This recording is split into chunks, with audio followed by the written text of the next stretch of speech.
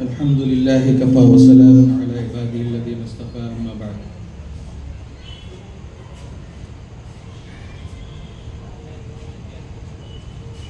محترم بزرگوں، دوستوں، نوجوان ساتھیوں، آج کا ہمارا یہ پروگرام جس کے لیے میرے پاس 10 منٹ دیے گئے ہیں، اور یہ پروگرام اپنے عنوان کے ساتھ ظاہر ہے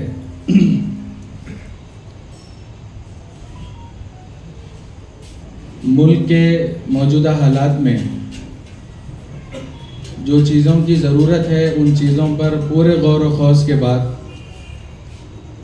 ملک کی سب سے متحرک اور فعال شخصیت اور نامور علماء کرام نے بیٹھ کر 15 پوائنٹ کا 15 نکاتی پروگرام بنایا ہے، جس کے اوپر تفصیلی بات اور خصوصی خطاب مرکزی شخصیت کا اور ہم سب کے لیے، جن کو میں بھی یہاں سننے کے لیے آیا ہوں، وہ کرنے والے ہیں۔ 10 منٹ کے اندر جو مجھے آپ کے سامنے بات رکھنی ہے، چونکہ میں آپ کے اپنے بیچ میں ہوں اور میرے مخاطب جو اسٹیج ہے اور اسٹیج کے دائیں جانب جو حضرات ہیں، ان کے علاوہ جو عام سامعین ہیں وہ رہیں گے۔ ظاہر بات ہے ہم لوگ فقہ میں جب پڑھ رہے تھے تو ہم نے یہ کتاب میں ایک اصول پڑھا تھا، آب آیت تیمم برخاست۔ مسئلہ یہ ہے،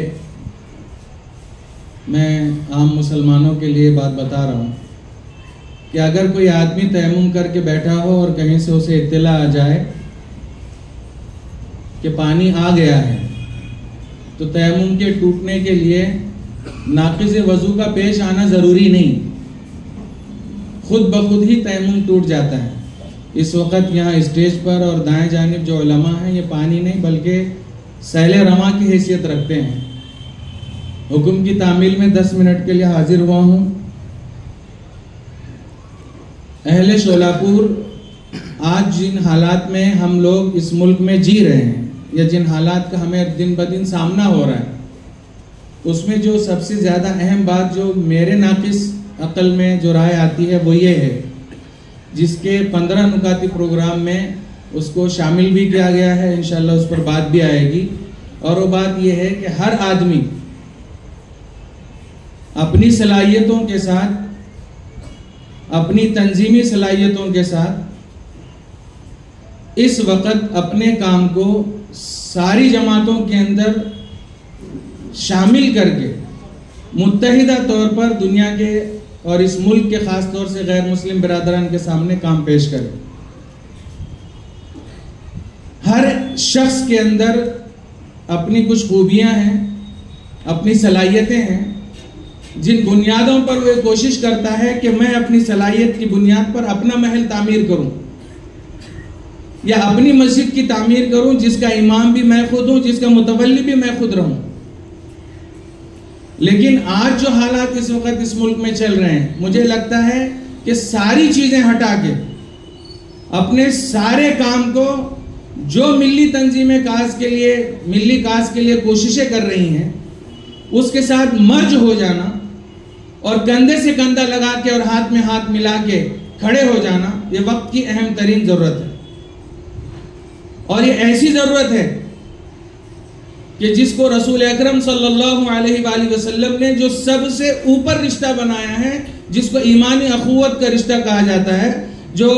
بحیثیت ایمان والا ہونے کے رسول اللہ صلی اللہ علیہ وآلہ وسلم نے ہر شخص کو، مسلمان کو آپس میں بھائی بھائی بنایا ہے۔ اس لیے آج جتنی تنظیمیں، جتنی جماعتیں، جتنے آرگنائزیشن، جتنے NGOs ہر سمت میں، ہر لائن سے جو کام کر رہے ہیں، ان سارے کاموں کے اندر اگر ہمارے پیش رو، ہمارے سامنے ملت کا مفاد اگر ہوگا، تو ہم اپنے آپ کو بغیر کسی بینر کی پرواہ کیے ہوئے، بغیر کسی پلیٹ فارم کے نتیجے کو دیکھے ہوئے، اس اعتبار سے کہ یہ امت کا مسئلہ ہے اور ہمیں اس میں کھڑے ہونے کی سخت ضرورت ہے، ہم کھڑے ہو جائیں گے. پھر یہ امپیریل گارڈن تو بہت چھوٹا ہوگا. میں سمجھتا ہوں شاید شولاپور میں کوئی میدان ایسا ہو جو پوری وسعتوں کے باوجود بھی اپنی تنگ دامنی کی شکایت نہ کرتا ہو. آج کام کے لیے ہر آدمی مصروف ہے. ہر ایک کے پیچھے اپنے مسائل ہیں, ہر ایک کے پیچھے اپنی ذاتی مجبوریاں ہیں, عوارض لگے ہوئے ہیں. بحیثیت بشر ہونے کے, اس کے بشریت کے تقاضے ہر ایک کے پیچھے ہیں.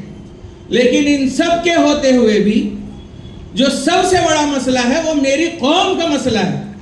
میرے سماج کا مسئلہ ہے. اس کے لیے یونائٹ ہونا اور متحد ہونا یہ وقت کی اہم ترین ضرورت ہے. اگر ہم نے اس وقت ان ناگفتہ بھی حالات میں بھی تھوڑی سی بھی لغزش کی اور اس طرف توجہ نہیں دی تو پھر یاد رکھیے زمین کے کرۂ ارض پر ایسے بھی خطے ہیں جہاں پر 500 سال تک مسلمانوں کا اقتدار رہا ہے اور آج ان کا نام و نشان باقی نہیں ہے, اور بالکل وہی صورتحال اس ملک کی بھی ہونے جا رہی. ہم اس ملک میں جو جینے کے لیے پابند ہیں وہ ان قواعد کے ساتھ ہیں کہ ہمارے ساتھ وعدہ کیا گیا تھا. 1935 میں جو راؤنڈ ٹیبل کانفرنس ہوئی تھی لندن میں, اس میں موہن داس کرم چند گاندھی جی نے اس بات کا تیقن دیا تھا, یقین دلایا تھا کہ پارٹیشن کے بعد بھی اس ملک میں جو مسلمان رہیں گے وہ پوری طرح آزاد رہیں گے, اور نہ صرف آزاد رہیں گے بلکہ ان کی حفاظت کی ذمہ داری ہماری ہوگی. ان بنیادوں پر ہم نے یہاں رہنے کا انتخاب کیا. لیکن آپ جانتے ہیں وقت گزرتے گزرتے گزرتے آج حالات اس موڑ پر آئے ہیں کہ جن لوگوں نے اس ملک کی قربانی میں اپنا کوئی رول ادا نہیں کیا آج وہ سب سے بڑے محب وطن بنے ہوئے ہیں. جن کا ایک ادنا سپاہی جس نے اپنی انگلی نہیں کٹائی اس ملک کی آزادی میں اور اس ملک کو آزاد کرانے کے لیے قربانی نہیں دی, اور آج وہ سب سے بڑا دیش بھکت بنا ہوا ہے, تو نتیجہ یہ ہے کہ پچھلے 70 سے 75 سالوں میں انہوں نے وہ زمینی کام کیے ہیں جن کاموں کا بیڑا لے کر آج آپ کے سامنے یہ تنظیم ہمدرد انسانیت کھڑی ہوئی ہے. اور وہ کام یہی ہے کہ انسانوں کی انسانیت کی بنیاد پر خدمت کرنا, جو رسول اللہ صلی اللہ علیہ وآلہ وسلم نے مکی زندگی میں اپنے 40 سالہ دور زندگی میں جو مکہ میں آپ نے گزری, جو نبوت سے پہلے بھی اور پھر مشن نبوت کے آغاز کے بعد کے جو 13 سال آپ نے مکہ میں گزارے, ان ساری زندگی سے یہی ماحصل دنیا کے سامنے آتا ہے کہ انسانوں کی خدمت کرنا سب سے زیادہ اہم بات ہے. اور آپ غور کیجئے, جو جماعتوں کو, جو تنظیموں کو ہم اپنا دشمن مانتے ہیں, مانتے کیا ہیں حقیقت میں ہے بھی, لیکن ان کی ایک بڑی لمبی تاریخ ایسی ہے کہ جو انہوں نے اپنی ساری کی ساری محنت اور اپنی محنت کا مرکز انسانوں کی خدمت کے لیے لگایا ہے. اور نتیجہ یہ ہوا کہ گزشتہ 70 سالوں میں جو ان کی محنتیں ہوئی ہیں آج وہ اقتدار, ارباب اقتدار کو جو پہنچ گئے ہیں, اور نتیجہ یہ ہے کہ آج جو اس ملک میں لڑائی چل رہی ہے وہ نہ کسی تیر و تلوار کی لڑائی ہے بلکہ وہ ایک نظریاتی اور وچاردھارا کی لڑائی ہے. ایک طرف سیکولرزم اور جمہوریت کے لیے آواز اٹھانے والے لوگ ہیں جو سب کی بات کرتے ہیں,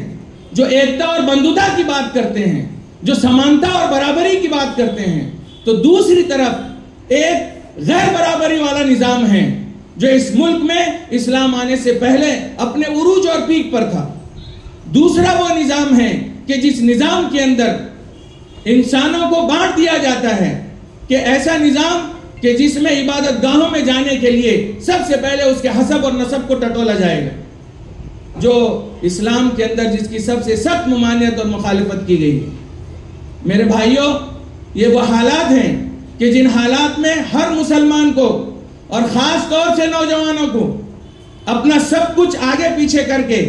اور اپنے مسائل اور اپنے ذاتی اغراض اور مقاصد سے اوپر اٹھ کر ملی اغراض اور مقاصد کے لیے جینے کا وقت آیا ہے. کیونکہ جو قوم کے نوجوان کھڑے ہوتے ہیں اس قوم کو کھڑا ہونے میں زیادہ وقت نہیں لگتا. یہی شکوہ اور یہی شکایت اقبال کر کے گیا ہے کہ تیرے صوفے ہیں افرنگی, تیرے قالی ہیں ایرانی, لہو مجھ کو رلاتی ہے جوانوں کی تناسانی. کیا تناسانی کی کیا بات کروں, جب کبھی کسی سفر سے گھر واپس دیر رات میں لوٹنا ہوتا ہے، غیر مسلم محلوں سے بھی گزرنا ہوتا ہے، تو وہاں دیکھتے ہیں تو سناٹا ہوتا ہے، لیکن جب مسلمان محلوں سے ہماری گاڑیاں گزرتی ہیں تو ہر چبوترے کو چکنا کرتے ہوئے بیٹھے ہوئے نوجوان ہاتھوں میں موبائل لے کر اور اتنے دھن اور مگن میں مست ہوتے ہیں کہ انہیں اس بات کی بالکل پرواہ نہیں ہوتی کہ ان کے قریب سے کون گزر رہا ہے۔ بیٹھے ہوتے ہیں 7-8 کے گروپ میں، کیا مجال کے کوئی ایک دوسرے سے بات کرے، سب کے سب موبائل میں لگے رہتے ہیں۔ کیا کوئی انہیں بتائے کیا آپ اس لیے دنیا میں آئے ہیں؟ کیا آپ اپنا وقت اس طرح صرف کریں؟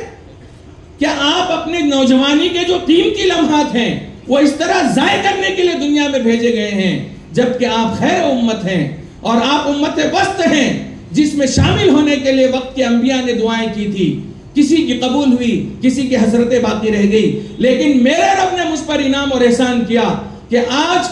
2024 آنے والا ہے اور اس لڑائی کے محاذ کے لیے اللہ نے اگر مجھے باقی اور زندہ رکھا ہے، میرے عقل میں اگر سمجھنے کی صلاحیت ہے، میرے بازو میں اگر قوت ہے اور میرے سوچنے سمجھنے کی اور فکر کی خوبی میرے اندر اگر باقی ہے تو میں یہ کہہ سکتا ہوں اس وقت کے سارے باطل کے مقابلے کے لیے اللہ وحدہ لا شریک نے میرا انتخاب کیا۔ اب یہ میرا چوائس ہے کہ میں کس طرف جاتا ہوں، اب یہ میری مرضی ہے کہ میں کون سی رائے اختیار کرتا ہوں۔ نوجوانوں، اقبال کہتا ہے تیرے صوفے ہیں افرنگی، تیرے قالی ہے ایرانی، لہو مجھ کو رلاتی ہے جوانوں کی تناسانی، امارت کیا شکوائے خسروی بھی ہو تو کیا حاصل، نہ زور حیدری تجھ میں نہ استغناء سلمانی، نہ ڈھونڈ اس چیز کو تہذیب حاضر کی تجلی میں کہ پایا میں نے استغناء میں معراج مسلمانی، عقابی روح جب بیدار ہوتی ہے جوانوں میں نظر آتی ہے ان کو اپنی منزل آسمانوں میں، نہیں تیرا نشیمن قصر سلطانی کی گنبد پر، تو شاہین ہے بسیرا کر پہاڑوں کی چٹانوں میں۔ یہی میرا پیغام ہے۔ اللہ وحدہ لا شریک اس کو سمجھ کر اس پر عمل کرنے کی توفیق عطا فرمائیں۔ وآخر دعوانا الحمدللہ رب العالمین۔